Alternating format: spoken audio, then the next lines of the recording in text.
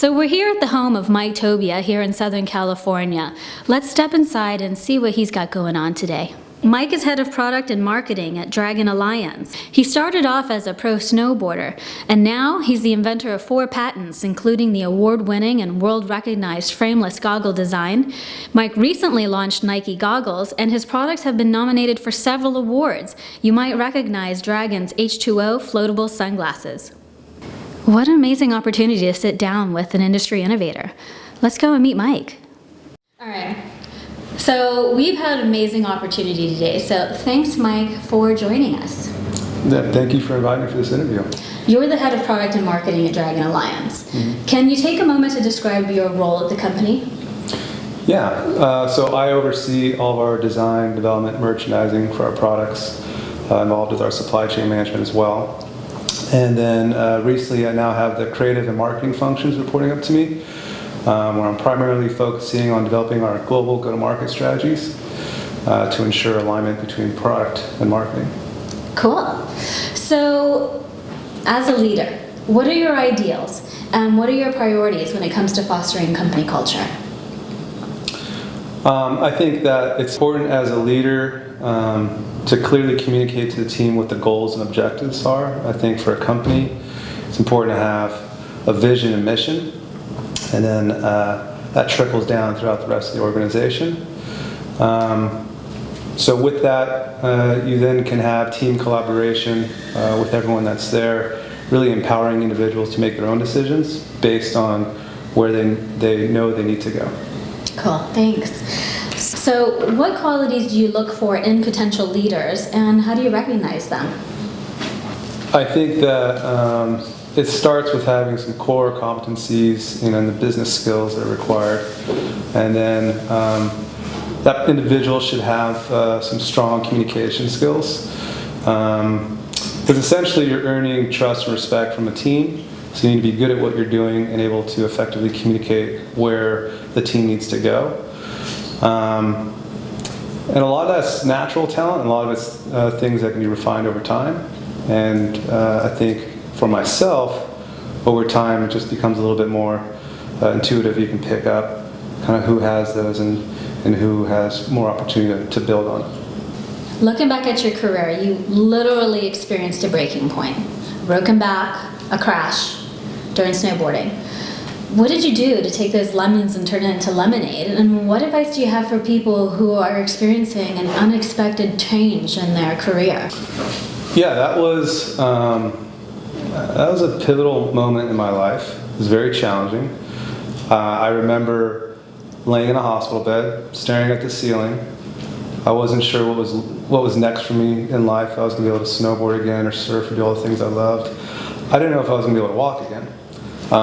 It's a very humbling experience when you have that. And I realized the importance of taking every day and making the most out of it and applying yourself at the fullest. And things change.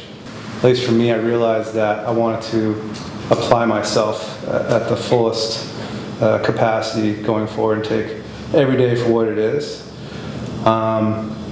Life is constantly evolving and changing, and I think that it's important for people to have goals and work towards them, but I'm learning in life you need to be flexible as well. And your perspective during the process is what's key. So as you adapt and evolve to the different conditions that life throws at you, whether it's your career or whatever, I'm learning it's most effective for me having that perspective. Awesome. So, you took a disempowering moment in your life and you turned it into an empowering one. That's pretty amazing. Thank you. It was a humbling experience and I'm grateful for it. You have to be flexible in your perspective and then the way that you deal with life and goals. What do you think about that? My learning experience was the importance of being flexible and able to adapt to the conditions that were thrown at me and making the most of it, and shifting my perspective and not becoming a victim, out of it, and really making the most of it. So Mike, looking back at your career and knowing what you know today, what advice would you give your younger self who is just beginning his career? I would say to chill out a bit. You know, I still am very, very driven, and you know, I have goals and aspirations in life. I think in hindsight, I could be a little less rigid. Where, going back to what I just said, you just need to be more flexible and adapting to the conditions of life and everything that's going on. So that would be my advice for the younger self. It's always easier in hindsight. 2020, right? Yeah, just do this. Wouldn't we all love that? Yeah. So what do you do to keep yourself competitive within your industry? I am constantly trying to learn, and just trying to learn, adapt, evolve, grow, being aware of myself, being aware of my surrounding. I think it's important to just not follow everyone else and be able to look at that and find gaps where you can define a unique point of difference for yourself and the business that you're working for. Yeah, it sounds like you're developing a greater sense of vision and consciousness and awareness of not only yourself, but the environment around you.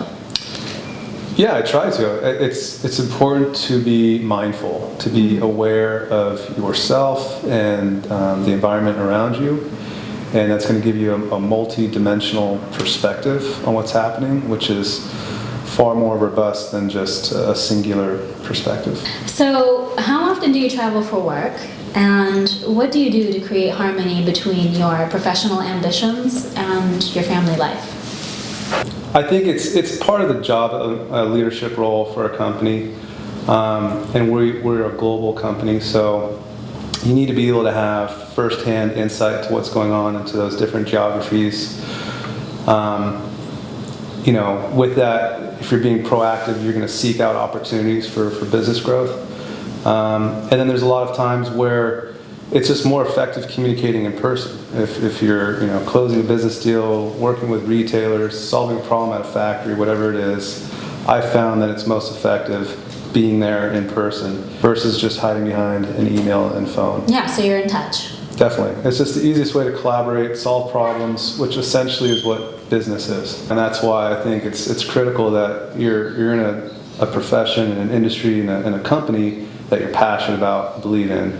Because the higher up you go with responsibilities, it's very much, you know, intertwined between your personal and professional life. But at the same time, you got to know when to you know, turn it off. Like, put away the phone, the emails, live life. Because if you don't, you'll just deteriorate. You know, eventually you're gonna run out of steam, and the quality of your work isn't going to be that good. So it's important to find that balance. That's some really good advice. Thank you. All right, so you're super big on personal development and wellness.